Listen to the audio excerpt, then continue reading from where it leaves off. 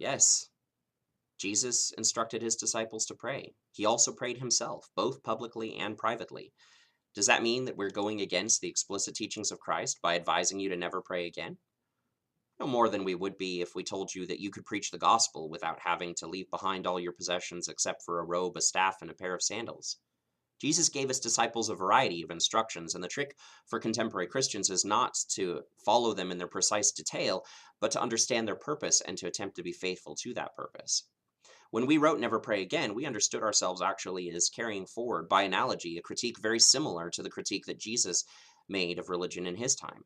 Jesus criticized the temple and the Pharisees and the priests for creating a brand of religion which failed in its basic requirement to be merciful, to be compassionate, and to be just.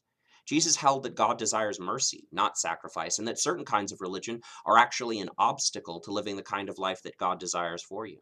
In the same way, we believe that prayer can be one of those obstacles to living a life that God wants for you, that it can be the kind of religion that gets in the way of being merciful and compassionate and just. If we use prayer as a crutch to avoid doing the things that are much harder that we need to do on behalf of our neighbors, then it is precisely like those tables that Jesus overturned.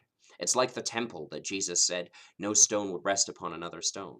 Or it's like the curtain, the shroud in front of the Holy of Holies, which was torn from top to bottom when Jesus died. It is, in other words, the kind of religion that Jesus himself would regret. And if prayer is serving in this as this kind of religion, then Jesus himself might advise you to never pray again. Lord, Lord, Lord.